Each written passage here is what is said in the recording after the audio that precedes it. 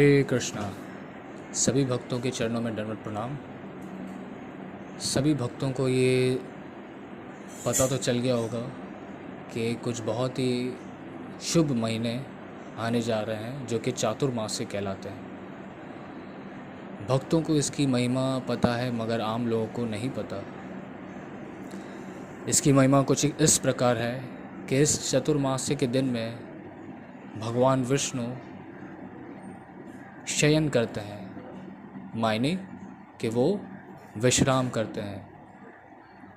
और इस महीने में जितने भी साधुगण और भक्तगण जो भक्ति सेवा में उन्नति चाहते हैं वो कोशिश करते हैं कि जितनी हो सके ज़्यादा से ज़्यादा अपने आप को रूहानी कार्य में लगा सकें, जो कि ज़िंदगी का मकसद है। चतुर्मास्य की अगर हम बात करें तो वो शुरू होता है आम तौर पर शयन एकादशी जो कुछ दिन पहले गई है, और 4th मंथ जो कि कार्तिक मंथ है शुरू होता है। उसके अंदर जो उत्थान एकादशी होती है तब एंड होता है। ये आम तौर पर इसकी शुरुआत और अंत है। मगर गौड़ीय वैष्णव भक्तगण इस चतुर्मास्य को पूर्णिमा से लेकर पूर्णिमा तक शुरू करते हैं। आषाढ़ पूर्णिमा से कार्तिक की पूर्णिमा जो एंड में आता है उस वक्त तक इस मंथ का पालन करते हैं। ये क्या इसके पीछे वजह है? क्योंकि जो गौड़ीय वैष्णव भक्त हैं, जो भक्तगण हैं, वो कोशिश हमेशा उनकी यही होती है कि वो जो भी कार्य करें वो गुरु महाराज के माध्यम से करें। हम डायरेक्ट क्योंकि भगवान तक नहीं पहुंच सकते, गुरु पूर्णिमा जो कि आषाढ़ मंथ की पूर्णिमा जो आषाढ़ मंथ के अंदर आता है तब से शुरू करने की कोशिश करते हैं। तो कल जो गुरु पूर्णिमा आ रही है 21 जुलाई 2024, इसमें चतुर्मास्य का हम पालन करना शुरू करेंगे। हमने पहले शुरुआत में कहा था कि चतुर्मास्य में भगवान शयन करते हैं, तो जो शयन एकादशी से आगे उत्थान एकादशी तक चलता है आमतौर पर। तो शयन का मतलब है सोना, देव शयन, और देव उत्थान एकादशी जब भगवान उठ जाते हैं। तो भगवान जब सोते हैं तो फिर भगवान के कार्य कौन करेगा? तो इसी प्रकार जब भगवान विश्राम कर रहे होते हैं तो भगवान के कार्य भगवान के शुद्ध भक्त वैष्णव नाम यथा शंभु महादेव शिव भगवान के कार्य करना शुरू करते हैं।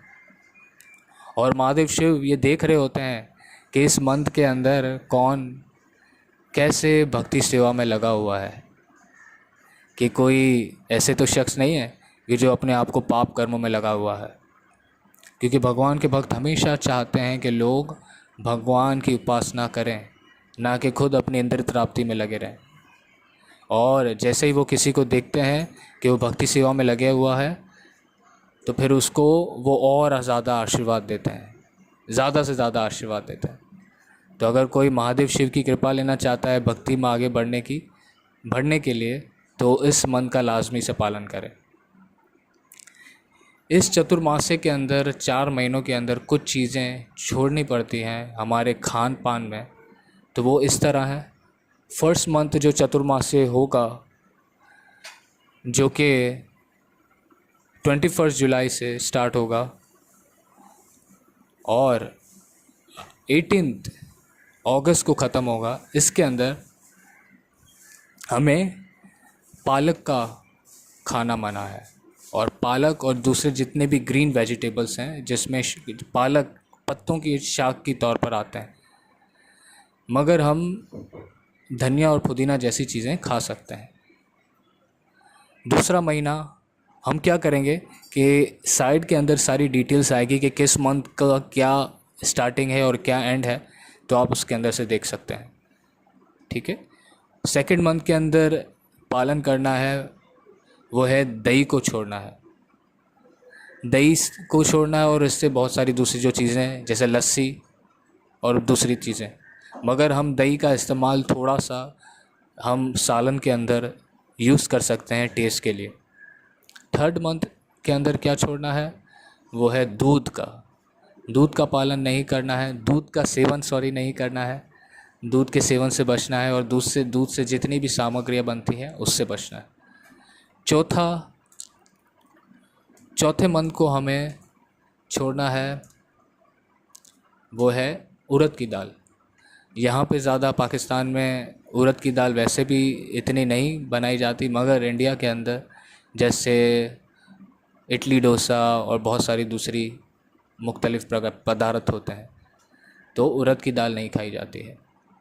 और आगे चतुर्मास्य के कुछ दूसरे भी डूज़ और डोंट्स हैं जो हम आगे कोशिश करेंगे डिस्कस करने की।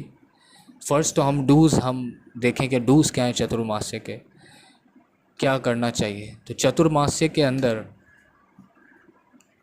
सबसे पहले कोशिश करनी है जितना हो सके हम भक्ति सेवा में अपना समय लगाएं।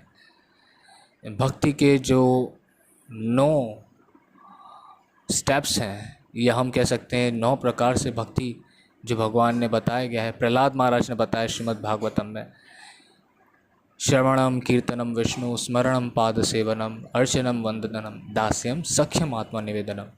ये 9 स्टेप्स या वेज हैं भक्ति सेवा के। इसमें से कोई भी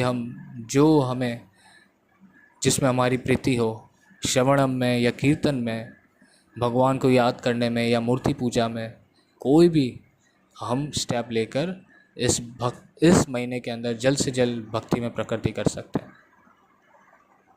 और भक्तों को इस महीने के अंदर करनी चाहिए, इन महीनों के अंदर। सेकेंडली, ज़्यादा से ज़्यादा जप करना चाहिए, शास्त्र अध्ययन करना चाहिए और भक्तों का संग करना चाहिए।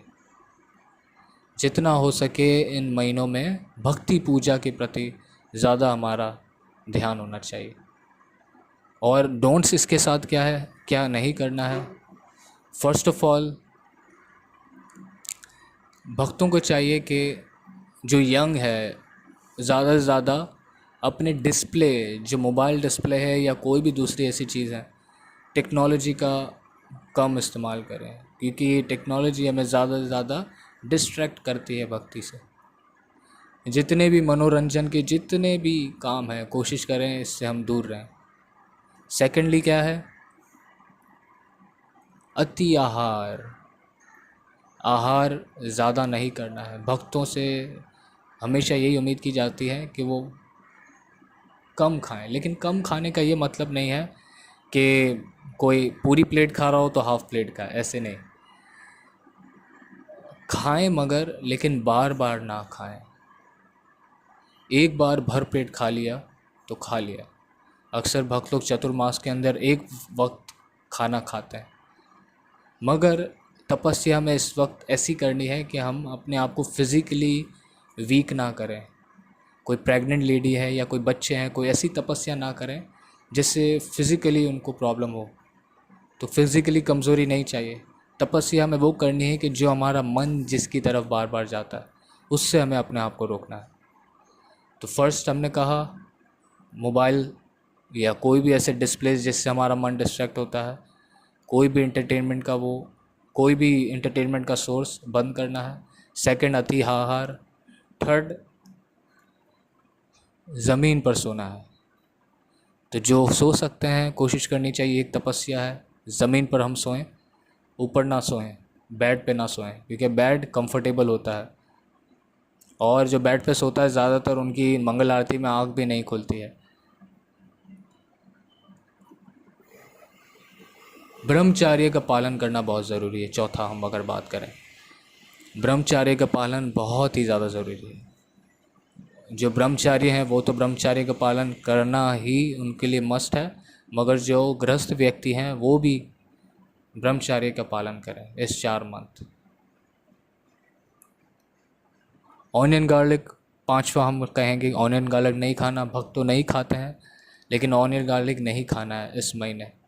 और मांस तो बिल्कुल ही नहीं। छठा, किसी की भी शख्स की निंदा नहीं करनी है, किसी के बारे में निंदा नहीं करनी है। और सातवां, प्रजल्प नहीं करना है। कोई भी प्रजल्प किसी तरह का हमें नहीं करना है। वो बातें करनी है जो कृष्ण की खुशी के लिए हो, वो बातें जिसमें हम कृष्ण की स्मृति कर सकें, याद कर सकें। क्योंकि जितनी भी तपस्या या भक्ति पूजा है वो अल्टीमेटली हमें ये याद दिलाने के लिए है कि किस तरह हम भगवान कृष्ण के दास हैं। तो सभी भक्तों का बहुत बहुत धन्यवाद इस वीडियो को सुनने के लिए, और प्लीज़ इसको लाइक करें, शेयर करें, हमारे मैसेज को आगे तक पहुंचाएं। हरे कृष्णा।